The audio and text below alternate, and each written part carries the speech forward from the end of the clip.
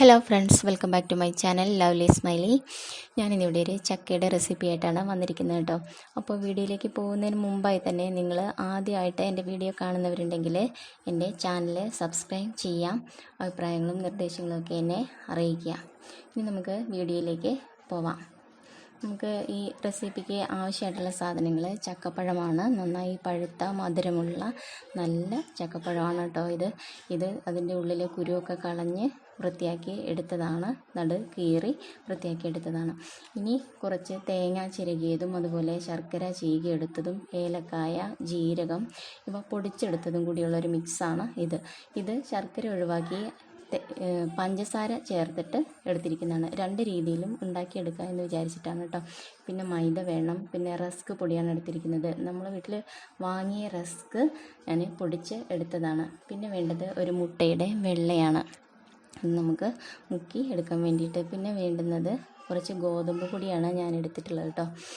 ഇനി ഈ ഗോതമ്പ് പൊടി ഒരു ബാറ്റർ നമുക്ക് തയ്യാറാക്കേണ്ടതായിട്ടുണ്ട്. അപ്പോൾ നമുക്ക് ഇതിലേക്ക് ഒരു സ്പൂണ് റസ്ക് പൊടി കൂടി ചേർത്ത് നമുക്കിത് മിക്സ് ചെയ്ത് എടുക്കാം. റസ്ക് പൊടി ചേർക്കുന്നത് നമ്മുടെ ആ ചക്ക ഇതിന് ഒരു ക്രിസ്പിനെസ് കിട്ടാൻ വേണ്ടിയിട്ടാണ് കേട്ടോ. ഈ ബാറ്റർ ഒരു ക്രിസ്പിനെസ് ആയിരിക്കാൻ വേണ്ടിയിട്ടാണ് ഈ റസ്ക് പൊടി ഇതിലേക്ക് ചേർക്കുന്നത്.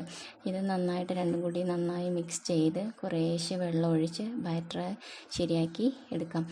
ആദ്യം തന്നെ കുറേ വെള്ളം ഒഴിക്കരുത്, അപ്പോൾ നമ്മുടെ ഈ മാവ് ലൂസായി പോകും. അപ്പോൾ നമുക്കത് നമ്മുടെ ചക്ക ഇതിലേക്ക് മുക്കിയെടുക്കുമ്പോൾ അതിൽ പിടിക്കാതെ വരും. അപ്പോൾ നമ്മൾ കുറേശ്ശെയായിട്ട് വെള്ളം ചേർത്ത് മാവ് ലൂസാക്കി എടുക്കണം. നമ്മുടെ ഈ ചക്കപ്പഴം ഇതിലേക്ക് മുക്കുമ്പോൾ അതിൽ പറ്റി പിടിച്ചിരിക്കുന്ന രൂപത്തിലേക്ക് നമുക്കത് കിട്ടണം. അപ്പോൾ ഇത് നന്നായിട്ട് യോജിപ്പിക്കുക. ഇത് ഇത്ര പോരാ, ലേശം കൂടി വെള്ളം ചേർത്ത് ഇത് ശരിയാക്കി എടുക്കണം. ഇനി നമുക്കിത് നമ്മുടെ മൈദപ്പൊടി അതുപോലെ തന്നെ ചെറിയ രൂപത്തിലൊന്ന് കുഴമ്പ് രൂപത്തിൽ ആക്കി എടുക്കണം.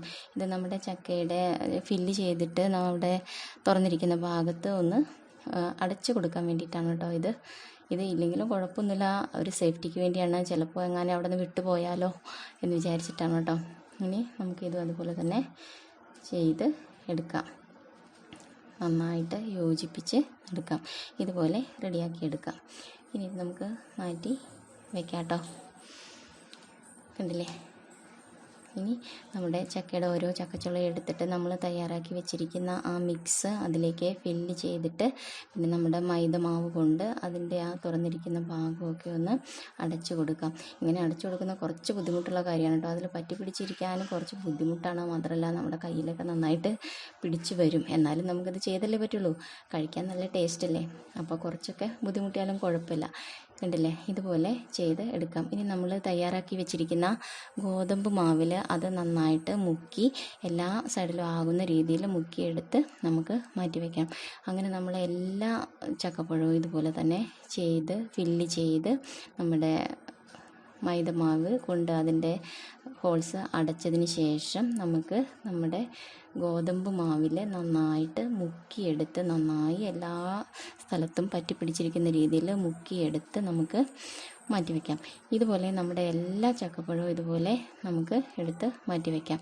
ഇനി നമുക്ക് ഒരു ചീനിച്ചട്ടി അടുപ്പിൽ വെച്ചിട്ട് ആവശ്യത്തിന് എണ്ണ ഒഴിച്ചിട്ട് നമുക്ക് ഓയിലോ വെളിച്ചെണ്ണയോ എന്താ നിങ്ങൾ യൂസ് ചെയ്യുന്ന എണ്ണ, നിങ്ങൾ ഇതിനൊക്കെ വേണ്ടി ഉപയോഗിക്കുന്ന എണ്ണ ഏതായാലും അത് തന്നെ ഉപയോഗിക്കാം കേട്ടോ. അതിന് കുഴപ്പമൊന്നുമില്ല. ഇനി നമുക്ക് എണ്ണ ചൂടായി വരുന്ന സമയം കൊണ്ട് നമുക്ക് നമ്മുടെ ഈ എടുത്തു വെച്ചിരിക്കുന്ന ഈ ചക്ക അത് നമ്മുടെ മുട്ടയുടെ വെള്ളയിൽ നന്നായിട്ട് ഡിപ്പ് ചെയ്തിട്ട് റസ്ക് പൊടി നന്നായി അതിൽ പുരണ്ടിരിക്കുന്ന രൂപത്തിലേക്ക് എത്തിക്കണം. ഇത് പറ്റി പിടിച്ചിരിക്കാൻ കുറച്ച് ബുദ്ധിമുട്ടാണ്. നമ്മുടെ ചക്കയൊക്കെ കുറച്ച് മിനുസുള്ള സാധനമാണല്ലോ. അപ്പോൾ ഇതിങ്ങനെ നന്നായി പറ്റി പിടിച്ചിരിക്കുന്നത് വരെ നമ്മളിതിങ്ങനെ ഡിപ്പ് ചെയ്തുകൊണ്ട് ഇരിക്കുക. എന്നിട്ട് അതിന് ശേഷം എണ്ണ ചൂടാകുമ്പോൾ നമ്മുടെ എണ്ണയിലേക്ക് ഇട്ട് കൊടുക്കുക. എണ്ണ നന്നായി ചൂടായിട്ട് വേണം ഇട്ട് കൊടുക്കാൻ കേട്ടോ. ഈ ചക്ക നമ്മളതിലേക്ക് ഇട്ട് കൊടുത്തതിന് ശേഷം തീ കുറച്ച് വെക്കണം, അല്ലെങ്കിൽ പെട്ടെന്ന് കരിഞ്ഞു പോകും. അപ്പോൾ അതിൻ്റെ ടേസ്റ്റ് മാറിപ്പോവുള്ളൂ കേട്ടോ. അപ്പോൾ തീ കുറച്ച് വെച്ചതിന് ശേഷം നമുക്കിത് എണ്ണയിലേക്ക് ഇട്ട് കൊടുക്കാം. ഇനി ഇത് അവിടെ നിന്ന് വേകുന്ന സമയം കൊണ്ട് തന്നെ നമുക്ക് വേറെ നമ്മുടെ ചക്ക ഓരോന്നായിട്ട് നമുക്ക് ഇങ്ങനെ നമ്മുടെ റസ്ക് പൊടിയിൽ മുക്കി നമുക്ക് ശരിയാക്കി എടുക്കാം. ഇപ്പോൾ കണ്ടില്ലേ, ഇത് ഒരു സൈഡ് നന്നായിട്ട് ആയിട്ടുണ്ട്. ഇത് തിരിച്ചും മറിച്ചും ഇട്ട് നമുക്കിത് വേവിച്ച് എടുക്കാം കേട്ടോ. കണ്ടില്ലേ, നല്ല കളറൊക്കെ ആയിട്ടുണ്ടല്ലേ, നല്ല ഭംഗിയില്ലേ കാണാൻ. ഇനി നമുക്കിത് ഒരു പാത്രത്തിലേക്ക് മാറ്റാം. ഇനി വേറെ പാത്രത്തിലേക്ക് മാറ്റുമ്പോൾ നിങ്ങളുടെ അടുത്തൊരു ടിഷ്യൂ പേപ്പർ ഉണ്ട് എന്നുണ്ടെങ്കിൽ നിങ്ങൾ അതിലേക്ക് ഇട്ടുള്ളൂ കേട്ടോ. എണ്ണയൊക്കെ കുറേ അത് വലിച്ചെടുത്തോളൂ. കണ്ടില്ലേ, ഇതുപോലെ നമുക്ക് ഓരോ ചക്കപ്പഴവും ഇതുപോലെ നമുക്ക് നമ്മുടെ മുട്ടയിൽ വെള്ളയിൽ മുക്കിയിട്ട് റസ്ക് പൊടിയിൽ മുക്കിയിട്ട് നമുക്ക് എണ്ണയിലിട്ട് പൊരിച്ചെടുക്കാം. ആദ്യം ഞാൻ ഒരു എണ്ണ ഇട്ടിരുന്നുള്ളൂ എണ്ണയിലേക്ക് കേട്ടോ. അപ്പോൾ നോക്കുമ്പോൾ എന്താണെന്ന് വെച്ചാൽ കുറേ നേരം എടുക്കും അത് ആയി വരാനായിട്ട്. അപ്പോൾ അത് ബുദ്ധിമുട്ടല്ലേ. അപ്പോൾ നമ്മുടെ എണ്ണയിൽ കൊള്ളുന്നത്ര, നമ്മുടെ ചട്ടിയിൽ കൊള്ളുന്നത്ര നമുക്ക് ഇട്ടിട്ട് എടുക്കാം. ഇതിപ്പോൾ 2 എണ്ണ ഞാൻ ഇടുന്നുള്ളൂ, അതിനുള്ള എണ്ണ ഞാൻ ഒഴിച്ചിട്ടുള്ളൂ. നമ്മൾ ഈ എണ്ണ ഉപയോഗിക്കുമ്പോൾ വളരെ ശ്രദ്ധിക്കേണ്ടതായിട്ടുണ്ട്. ആവശ്യത്തിനുള്ള എണ്ണ മാത്രം നമ്മൾ ഇങ്ങനെ ഡീപ്പ് ഫ്രൈ ആയിട്ട് നമ്മൾ എന്തെങ്കിലും ചെയ്യുന്നുണ്ടെങ്കിൽ ആവശ്യത്തിനുള്ള എണ്ണ മാത്രം നമ്മൾ എടുക്കുക. ബാക്കി എന്താ വെച്ച് കഴിഞ്ഞാൽ ഈ എണ്ണ തണുത്തതിന് ശേഷം നമ്മൾ വീണ്ടും ഉപയോഗിക്കുന്നത് നമ്മുടെ ആരോഗ്യത്തിന് വളരെ പ്രശ്നമുള്ള കാര്യമാണ്. അപ്പോൾ അത് പ്രത്യേകം ശ്രദ്ധിക്കുക. ഒന്നിലും നമ്മളിത് ഉണ്ടാക്കിയെടുക്കുമ്പോൾ ഈ എണ്ണ തണുക്കുന്നതിന് മുമ്പ് തന്നെ നമ്മൾ മറ്റെന്തെങ്കിലും കൂടി ആ ദിവസം അപ്പോൾ തന്നെ ഉണ്ടാക്കുക. വല്ല എന്താ പറയുക, മുളക് വറക്കാനുണ്ടെങ്കിൽ അതോ, അല്ലെങ്കിൽ വല്ല കൊണ്ടാട്ടം, പാവയ്ക്ക കൊണ്ടാട്ടം എന്തെങ്കിലും, അല്ലെങ്കിൽ ഇതുപോലെ എന്തെങ്കിലും ഐറ്റംസ് നമ്മൾ വേറെ ഉണ്ടാക്കുന്നുണ്ട് എന്നുണ്ടെങ്കിൽ ഒരുമിച്ച് ഉണ്ടാക്കുക. എന്നാൽ നമ്മുടെ എണ്ണ വേസ്റ്റ് ആവില്ല, നമ്മുടെ ആരോഗ്യത്തിന് അത് വല്ലാണ്ട് ബാധിക്കുകയില്ല. ഓക്കെ, എന്തായാലും ഇങ്ങനെ എണ്ണ വേസ്റ്റായി തണുത്തതിന് ശേഷം ഉപയോഗിക്കാതിരിക്കാൻ ശ്രദ്ധിക്കുക കേട്ടോ. പിന്നെ നമുക്കങ്ങനെ നമ്മുടെ എല്ലാ ചക്കപ്പഴവും ഇതുപോലെ മുട്ടയുടെ വെള്ളയിൽ മുക്കി റസ്ക് പൊടിയിൽ മുക്കിയിട്ട് നമുക്ക് ഫ്രൈ ചെയ്ത് എടുക്കണം.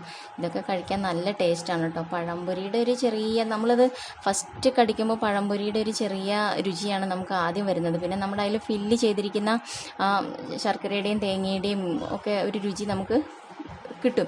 കുറച്ചുകൂടി ആകുമ്പോഴേ നമുക്കത് കിട്ടുന്നുള്ളൂ. എന്തായാലും നിങ്ങളിത് നന്നായിട്ട് ട്രൈ ചെയ്ത് നോക്കണം കേട്ടോ. ഇതുപോലെ തന്നെ എന്തായാലും എല്ലാവർക്കും ഇഷ്ടപ്പെടും. ചക്കയും മാങ്ങയൊക്കെ ഇഷ്ടമില്ലാത്ത ആരല്ലേ. ഇതൊക്കെ സീസണബിളായിട്ടുള്ള കിട്ടുന്ന കാര്യമല്ലേ ഇതൊക്കെ. അപ്പോൾ എല്ലാ സമയത്തും കിട്ടുന്ന ഒന്നല്ലല്ലോ ഇത് അല്ലേ. അപ്പോൾ എല്ലാവർക്കും ഇത് ഇഷ്ടപ്പെടും. എന്തായാലും നമുക്കിത് ഓരോന്നായിട്ട് ഫ്രൈ ചെയ്തെടുക്കാം. എന്താവോ ഈ ചക്കപ്പഴത്തിന് എന്താവോ അതിന് എണ്ണയിൽ കിടക്കാൻ കുറച്ച് ബുദ്ധിമുട്ട്. എപ്പോഴും തിരിച്ചിട്ടാലും അത് വീണ്ടും ഇങ്ങോട്ട് തന്നെ വരികയാണ്. കണ്ടില്ലേ.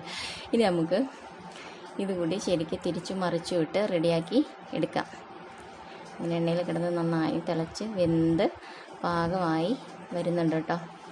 കണ്ടില്ലേ, കുട്ടികൾക്കൊക്കെ ഇത് നന്നായി ഇഷ്ടപ്പെട്ടു കേട്ടോ. ഇവിടെ ഉണ്ടാക്കിയിട്ട് എൻ്റെ മോനാണെങ്കിൽ ഓടി നടന്ന് കഴിക്കുകയായിരുന്നു. ഇനിയും എന്ന് പറഞ്ഞുകൊണ്ട് വരുമായിരുന്നു. ഇത് അവന് ഭയങ്കര ഇഷ്ടമാണ് ഇങ്ങനെയുള്ള കാര്യങ്ങളൊക്കെ.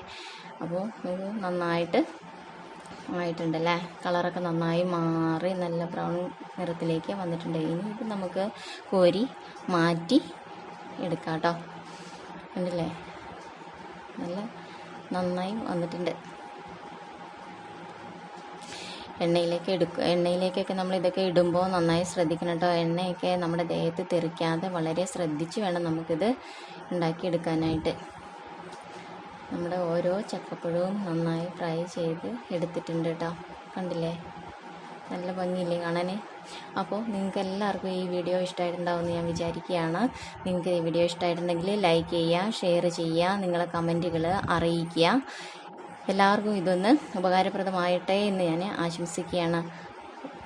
Okay, thank you.